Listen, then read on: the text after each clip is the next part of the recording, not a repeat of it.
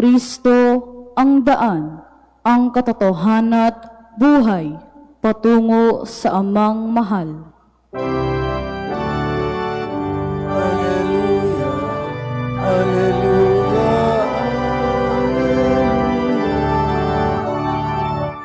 Alleluia, Alleluia, Alleluia.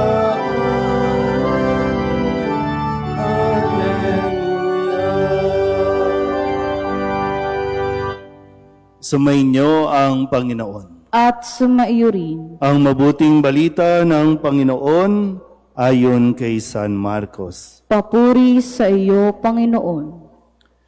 Noong panahong iyon, may dumating na mga Pariseyo at nakipagtalo kay Jesus at ibig nilang masilo siya, kaya hiningi nila na magpakita sa Jesus ng isang tanda mula sa langit. Napabuntong hininga ng malalim si Jesus at ang wika, "Bakit naghahanap ng tanda ang lahing ito? Sinasabi ko sa inyo, hindi sila pagpapakitaan ng anumang tanda." Iniwan niya sila at pagkasakay sa bangka ay tumawid sa ibayo. Ang mabuting balita ng Panginoon. Pinupuri ka naming Panginoong Hesukristo. Isang magandang gabi po sa inyong lahat.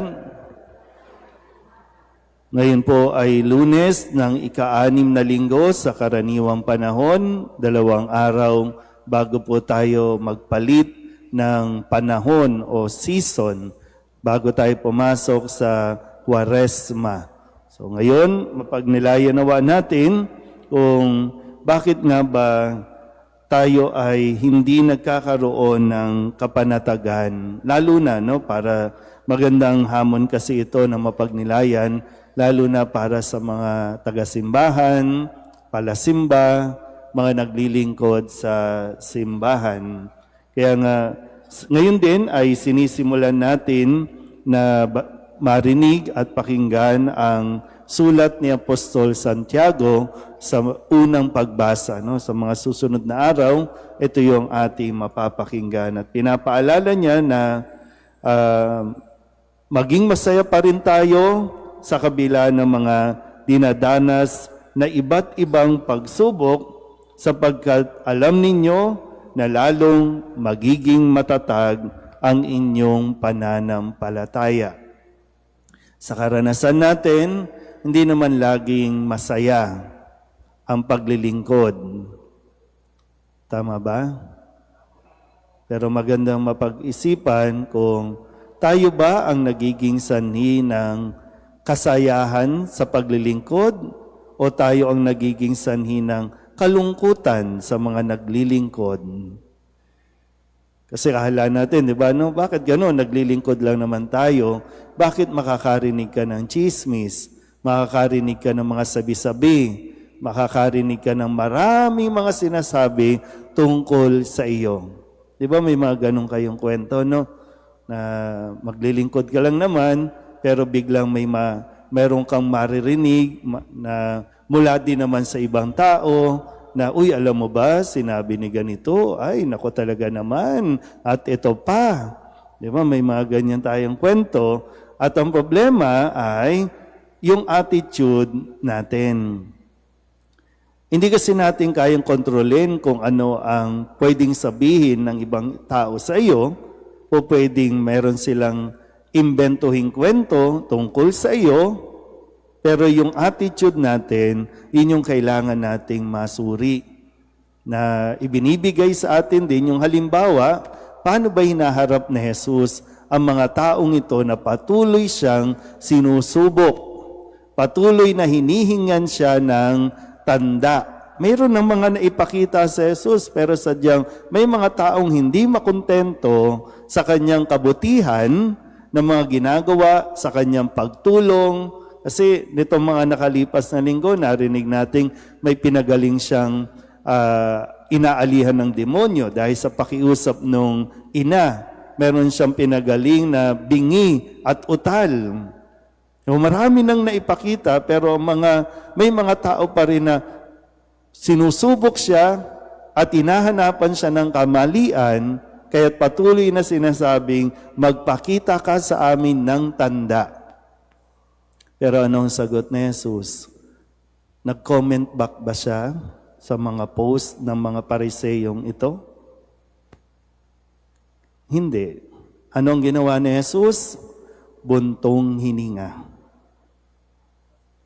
Diba? Ang problema natin kasi, marami sa atin patola. Mabilis tayong matrigger. At kapag na-trigger, ayan, sasagot agad.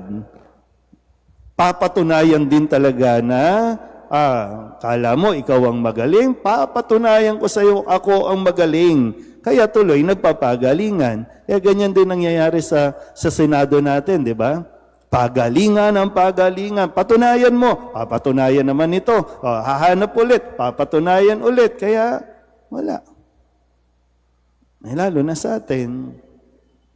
Kaya hindi nagiging, kaya sabi ko nga minsan, ikaw ba ang sinusubok o ikaw ang pagsubok sa buhay ng ibang tao? O hindi natin napapansin. Kaya muli, no, sabi dito sa ating ebanghelyo, napabuntong hininga na lang si Jesus at nagtataka na lang siya. No? Kaya hindi niya pinagbigyan ang mga ito. Wala nang tandang ipapakita sa inyo at iniwan niya ang mga ito. Diba? Iwan mo, hindi mo kinakailangan patunayan ang iyong sarili, lalo na sa mga taong kahit kailan hindi maniniwala sa iyo. Sa kung anumang dahilan, sa kung anumang trigger din sa kanila, huwag mong patulan. Palasagot ka din. Pala-comment ka rin. Kaya hindi nagiging mapayapa ang paglilingkod ng bawat isa. Ngayon, papasok na naman tayo sa Kwaresma. Marami na naman tayong gagawin.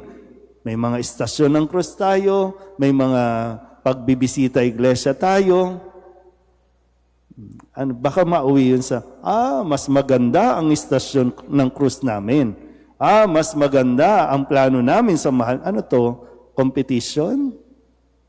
Saan tayo pupulutin ito kung ganito magiging pag-uugali natin?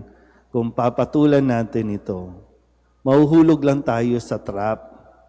Mahuhulog lang tayo sa demonyo na ayaw niya na tayo ay magpakumbaba.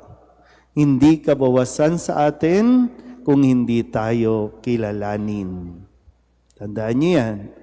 Hindi kabawasan dapat sa atin kung hindi man tayo tanggapin ng ibang tao. Kawalan nila kung hindi kanila tatanggapin. Pero hindi natin kinakailangan patunayan sa kanila na magaling tayo. Hindi natin kinakailangan patunayan na kayang-kaya natin anuman ang sabihin nila. Kundi magpakumbaba pa rin tayo at mag-focus lang tayo sa kung ano ang higit at mabuti na dapat nating gawin. Amen?